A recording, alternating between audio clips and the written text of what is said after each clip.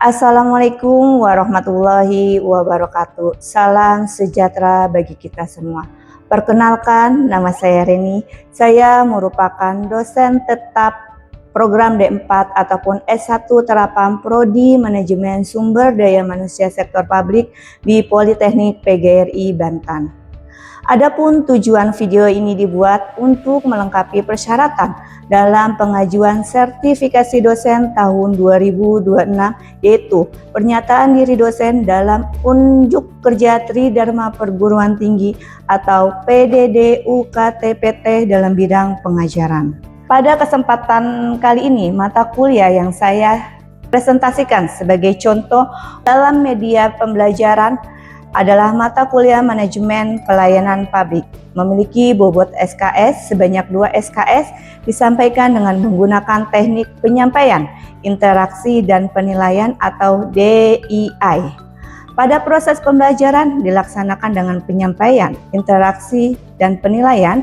Adapun penerapan penyampaian, saya akan menyampaikan pembelajaran sesuai dengan RTS, kemudian pada penerapan interaksi antara dosen dan mahasiswa saat proses pembelajaran. Kemudian proses pembelajaran akan diakhiri dengan penilaian, yaitu adalah evaluasi terhadap materi yang diajarkan oleh dosen.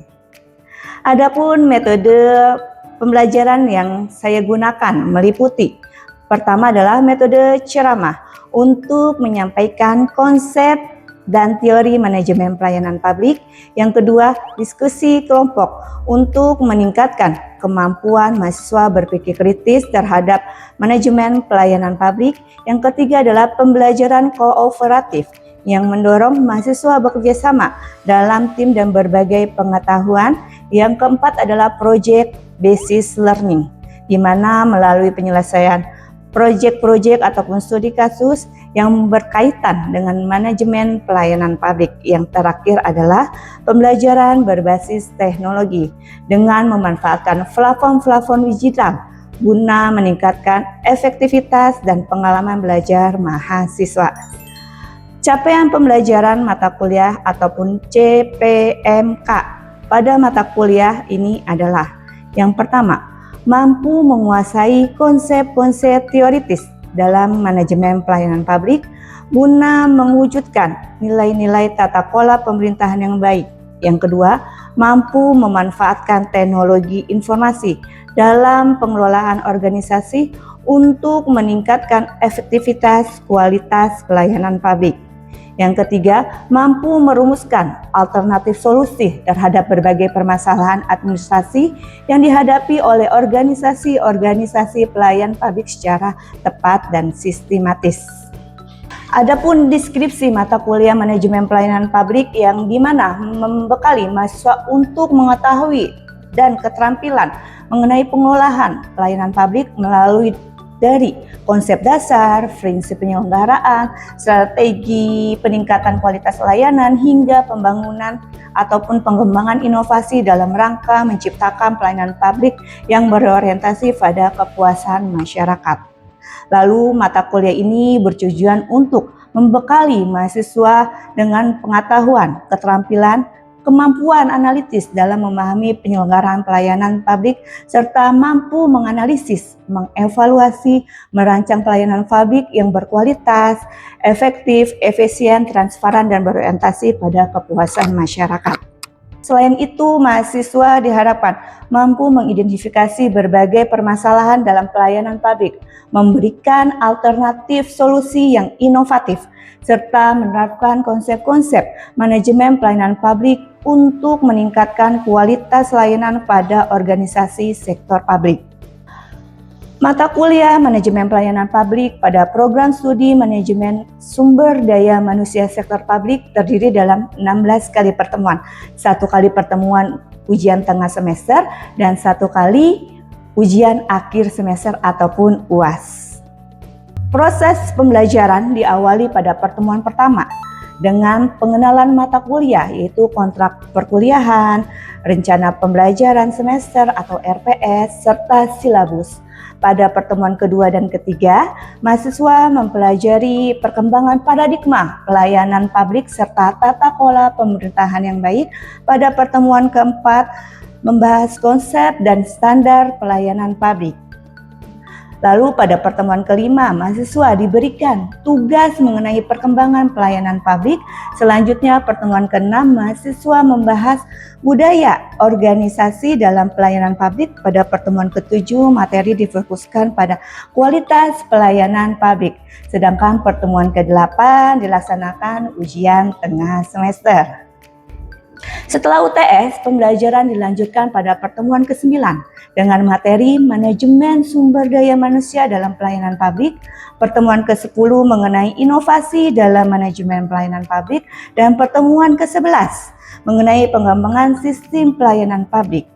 Lalu pada pertemuan ke-12 hingga akhir perkuliahan, mahasiswa diarahkan untuk menganalisa dan mengevaluasi kinerja pelayanan publik, memahami regulasi pelayanan publik, serta merumuskan strategi pengembangan dan perbaikan pelayanan publik berdasarkan prinsip-prinsip tata kelola pemerintahan yang baik.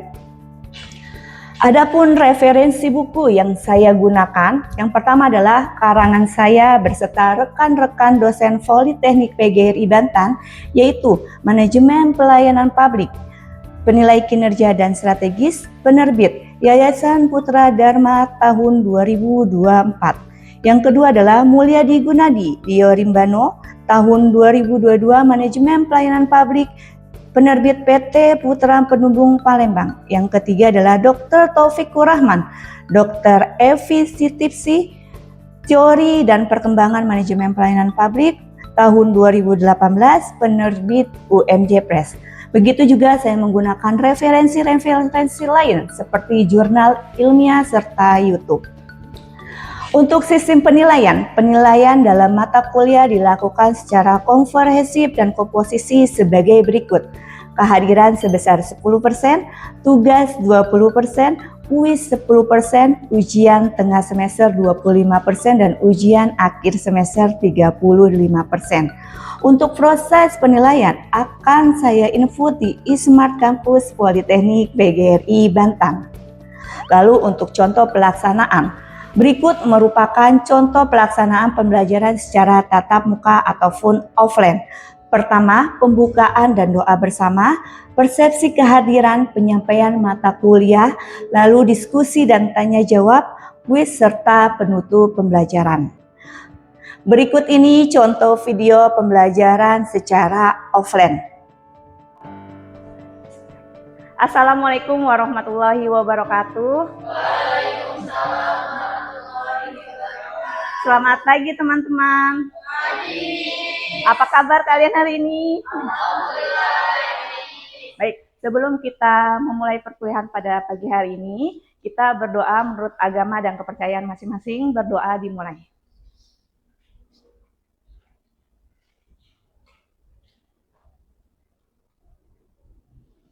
Berdoa selesai. Oke, sebelumnya saya absen terlebih dahulu ya. Oke, Mbak Angel. Oke, Mbak Adinda Rindiani. Mbak Alda. Mas Muhammad Fadli. Baik teman-teman, di pertemuan ke-10 kali ini saya akan membahas mengenai inovasi dalam manajemen pelayanan publik. Tujuannya agar kalian bisa mengetahui perubahan-perubahan ataupun inovasi-inovasi yang dilakukan oleh organisasi-organisasi publik baik di pemerintahan pusat maupun pemerintahan daerah untuk bisa melayani masyarakat secara puas. Minggu lalu kita telah membahas tentang manajemen sumber daya manusia dalam pelayanan publik. Di antara kalian, apakah masih ada yang ingat pengertian dari manajemen sumber daya manusia dalam pelayanan publik dan peran-perannya seperti itu? Silakan. Manajemen sumber daya manusia dalam pelayanan publik merupakan proses pengelolaan pegawai agar memiliki kompetensi dan kerja yang baik dalam memberikan pelayanan kepada masyarakat. Oke. Bagus sekali Mbak Evi. Jadi teman-teman, manajemen sumber daya manusia dalam pelayanan publik itu merupakan proses pengelolaan kinerja ataupun dari pegawai instansi-instansi publik yang memiliki kompetensi dan kinerja yang baik untuk memuaskan masyarakat dalam pelayanan publiknya. Untuk peran-perannya di sini kita ada 4 ya teman-teman. Yang pertama adalah perencanaan sumber daya manusia, lalu kompetensi, motivasi, dan etika. Jadi di mana para pegawai instansi pemerintahan atau publik yang dimana dia harus merencanakan siapa sih pegawai yang akan dia rekrut seperti itu. Lalu bagaimana sih kompetensinya? Lalu motivasinya yang diberikan pemimpin itu seperti apa? Lalu etikanya, bagaimana sih etika? Jika kalian nanti menjadi seorang karyawan instansi publik, etika kalian untuk melayani masyarakat seperti apa? Seperti itu ya teman-teman. Jadi perannya kita harus perencanaannya dulu, lalu kompetensinya itu seperti apa, lalu motivasi dari seorang pemimpin itu bagaimana, dan etika dari kalian dalam melayani masyarakat. Teman-teman, untuk pertemuan ke-10 pada pagi hari ini, saya akan membahas mengenai inovasi dalam manajemen pelayanan publik.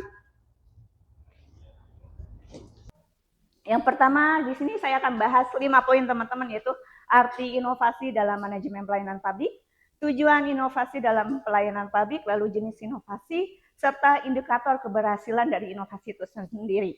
Lalu hambatan inovasi pelayanan publik. Kenapa sih pelayanan publik harus berinovasi? Seperti itu. Kenapa sih pemerintah harus berinovasi dalam melayani masyarakat? Yang pertama adalah masyarakat butuh pelayanan yang lebih cepat. Misalnya Mbak Evi membuat KTP, itu kan pasti perlu dong pelayanan lebih cepat seperti itu. Lalu bagaimana sih prosesnya? Apakah memakan waktu yang lama atau tidak seperti itu? Lalu sekarang pemerintah itu harus berorientasi atau kepada kepuasan masyarakat. Jadi bagaimana sih pemerintah memuaskan masyarakat dalam pelayanan publiknya? Seperti itu ya teman-teman. Selanjutnya adalah pengertian inovasi dalam pelayanan publik. Silakan. Pengertian inovasi dalam manajemen pelayanan publik menurut Sedana Marianti tahun 2015, inovasi pelayanan publik merupakan pembaruan dalam penyelenggaraan pelayanan yang dilakukan untuk meningkatkan efektivitas, efisiensi, kualitas, serta kepuasan masyarakat terhadap pelayanan yang diberikan. Menurut Menteri PA-NRB nomor 30 tahun 2014, inovasi pelayanan publik adalah terobosan jenis pelayanan publik baik yang berupa gagasan atau ide kreatif orisinal maupun adaptasi dan modifikasi yang memberikan manfaat bagi masyarakat secara langsung maupun tidak. Lalu inovasi dalam pelayanan publik merupakan upaya pemerintah atau organisasi publik untuk menciptakan dan menerapkan cara-cara baru dalam penyelenggaraan pelayanan guna meningkatkan kualitas, efektivitas, efisiensi, transparansi, dan kepuasan masyarakat. Baik, terima kasih. Jadi teman-teman, inovasi dalam pelayanan publik itu merupakan upaya pemerintah atau organisasi publik untuk menciptakan dan menerapkan cara-cara baru dalam penyelenggaraan pelayanan guna meningkatkan kualitas, efektivitas, efisiensi, dan transparansi dan kepuasan masyarakat. Jadi di mana saat ini kita sebagai pelayan publik, kita harus memuaskan masyarakat seperti itu. Lalu tujuannya apa sih teman-teman? Yang pertama adalah meningkatkan kualitas pelayanan, yang dimana memberikan pelayanan yang lebih baik sesuai dengan kebutuhan masyarakat. Jadi Mbak Evi, kebutuhannya apa sih yang harus kita penuhi seperti itu? Apakah kebutuhannya dalam pembuatan KTP, pembuatan KK, dan lain sebagainya. Kedua adalah meningkatkan efisiensi dan efektivitas. Jadi bagaimana kinerja-kinerja pelayan publik ataupun karyawan-karyawan yang mempercepat proses pelayanan, menghemat waktu. Jadi kita kan mau pembuatan KTP tidak berbelit-belit seperti itu, harus memang waktunya singkat dan cepat. Yang ketiga adalah meningkatkan kepercayaan masyarakat. Bagaimana sih pemerintah pada saat ini bisa meningkatkan kepercayaan kepada masyarakat? Ya dengan cara memperbaiki layanan-layanan publik yang ada di pemerintahan daerah maupun di pemerintahan pusat. Seperti itu. Lalu di sini adalah jenis-jenis inovasi dalam manajemen pelayanan publik. Di sini ada 3 jenis teman-teman, ada inovasi teknologi, inovasi proses pelayanan, inovasi sosial. Yang dimana inovasi teknologi. Teknologi informasi untuk meningkatkan kualitas. Jadi zaman sekarang kan zamannya digitalisasi ya teman-teman. Bagaimana kalian, saya juga pengen cepat untuk menyelesaikan permasalahan yang ada di pelayanan publik seperti itu, yaitu saya di mana pemerintah memberikan ataupun meneroboskan website-website pemerintahan ataupun aplikasi-aplikasi online. Sekarang di instansi pemerintahan kesehatan, yang dimana kalian juga sudah tahu ya teman-teman, ada mobil apa? JKN seperti itu. Jadi kalian cukup mudah jika kalian ingin berobat seperti itu. Lalu inovasi proses pelayanan, yang dimana pemangkasan rantai birokrasi agar pengurusan dokumen lebih singkat atau mengurangi birokrasi berbelit-belit. Di sini inovasi proses pelayanan. Tadi Mbak Evi ingin melakukan pembuatan KTP, seharusnya prosesnya tidak berbelit-belit ya, seperti itu. Kalian mau prosesnya cepat, instan, seperti itu ya teman-teman. Yang dimana juga inovasi proses pelayanan publik itu kita bekerja sesuai dengan SOP yang ada di instansi-instansi pemerintahan. Yang dimana kita mengikuti birokrasi-birokrasi yang ada di instansi pemerintahan tersebut. Yang ketiga adalah inovasi sosial. Yang dimana nih saya nanti jika jadi pemimpin pelayanan publik, kalian juga sebagai pemimpin pelayanan publik, bagaimana sih kalian berkualitasi untuk masyarakat seperti itu. Bagaimana kalian bisa memuaskan masyarakat seperti itu ya. Caranya dengan cara survei kepuasan masyarakat. Jadi kalian nanti datang ke wilayah-wilayah untuk memberikan angket-angket di mana bisa menjadi masyarakat tersebut puas atau tidak sih dengan pelayanan daerah kalian seperti itu. Ataupun kalian juga bisa membuat website kepuasan masyarakatnya melalui website tersebut seperti itu. Kalian tinggal ngisi, nanti mereka melihat, mereka mengevaluasi bagaimana sih apakah masyarakat yang ada di daerah mereka itu puas atau tidak dengan pelayanan ataupun fasilitas publik yang di daerah tersebut seperti itu. Jadi nanti setelah dievaluasi, pemimpin pelayanan publiknya meningkatkan ataupun berinovasi agar lebih baik lagi untuk kualitas pelayanan kepada masyarakat dan berkelanjutan ke depannya. Lalu ada indikator keberhasilan inovasi. Yang pertama adalah waktu pelayanan menjadi cepat. Seperti itu ya teman-teman. Jika inovasi di pemerintahan desa Cilegon berhasil, maka waktu pelayanan menjadi lebih cepat, tingkat kepuasan masyarakat meningkat, jumlah keluar masyarakat menurun, lalu akses pelayanan menjadi lebih mudah, kepercayaan masyarakat terhadap instansi pemerintah meningkat. Seperti itu. Jika kepercayaannya belum meningkat, berarti indikator keberhasilan inovasinya belum membaik. Seperti itu. Oke. Lalu contoh-contohnya teman-teman. Di sini ada contoh inovasi pelayanan publik di Indonesia ataupun di pemerintahan kita. Sekarang banyak ya teman-teman, ada mall pelayanan publik yang dimana jika kalian bekerja ingin membuat SIM ataupun paspor, kalian bisa melakukan di hari Sabtu seperti itu. Lalu ada iSamsat yang dimana dia melakukan pembayaran melalui digitalisasi. Contohnya kalian bisa melakukan pembayaran melalui e-channel bank ataupun dari marketplace seperti Tokopedia, Shopee, Dana dan lain sebagainya.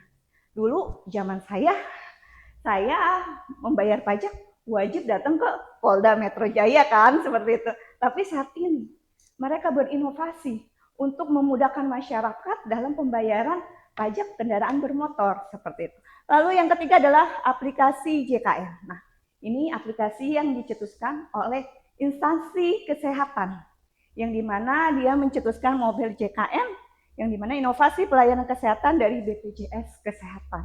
Itu manfaatnya kalian bisa pendaftaran layanan kesehatan secara online, lalu cek kepesertaan dan antrian fasilitas kesehatan. Seperti itu. Lalu yang terakhir adalah hambatan ya teman-teman. Pasti adanya dorongan, pasti juga ada hambatan yang terjadi dalam inovasi pelayanan publik. Di sini menurut Everett and Roger, hambatan inovasi umumnya muncul karena ketidakpastian, kurangnya informasi, resistensi terhadap perubahan, serta karakteristik organisasi yang belum siap menerima perubahan. Contohnya, prosedurnya yang berbelit-belit, seperti itu. Pembuatan KTP dulu di masa saya prosedurnya sangat belit banget, tapi di saat ini kalian sudah ada KTP digital ya teman-teman, udah kemana-mana, tidak perlu fotokopi, langsung melihatkan aplikasi KTP digital tersebut, seperti itu.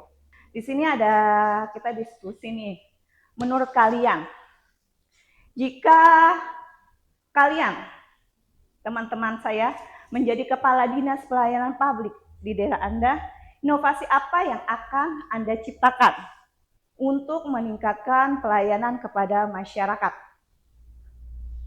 Ada yang bisa menjawabnya? Oke, silakan Mbak. Jika saya menjadi dinas pelayanan publik di daerah saya akan menciptakan inovasi teknologi berupa layanan publik terpadu berbasis aplikasi atau website yang memungkinkan masyarakat untuk mengakses berbagai layanan pemerintahan dalam satu platform seperti perizinan, lalu ada administrasi kependudukan dan pengaduan masyarakat. Oke, tepuk tangan dong buat Mbaknya. Terima kasih ya Mbak. Jadi menurut Mbak Ira, itu yang dimana inovasi yang Mbak Ira lakukan jika menjadi pemimpin pelayanan publik di daerahnya, yaitu melakukan perubahan teknologi, seperti itu ya. Mungkin pertanyaan dari saya ya teman-teman. Tadi saya sudah memaparkan tentang pengertian inovasi, lalu tentang jenis-jenis, serta indikator-indikatornya, seperti itu. Saya ingin tanya kepada kalian, apa yang dimaksud dengan inovasi dalam manajemen pelayanan publik? Oke, Mbak Alda, silakan.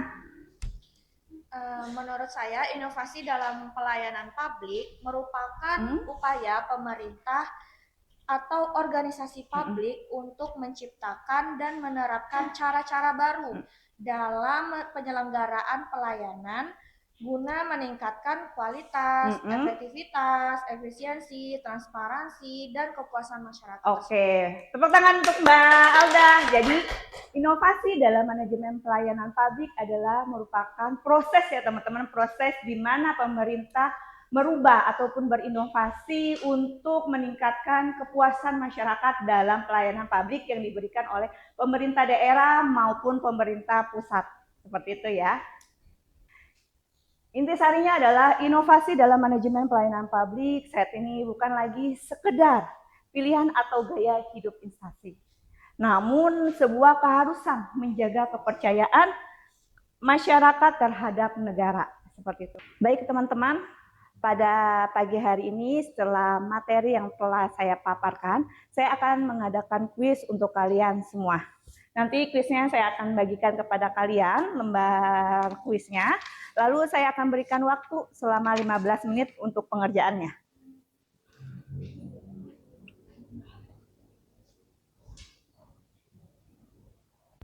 Baik teman-teman, waktunya telah selesai, silakan dikumpulkan.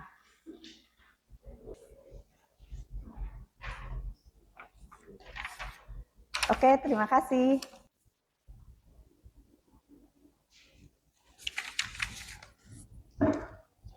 Oke teman-teman, berdasarkan hasil kuis pada hari ini tentang materi inovasi dalam manajemen publik, kalian sudah paham ya tentunya, yang dimana saya sudah menjelaskan dan kalian sudah paham, yaitu tentang jenis-jenis inovasi dalam manajemen pelayanan publik, lalu indikator-indikatornya, serta hambatan-hambatan yang terjadi pada inovasi dalam manajemen pelayanan publik.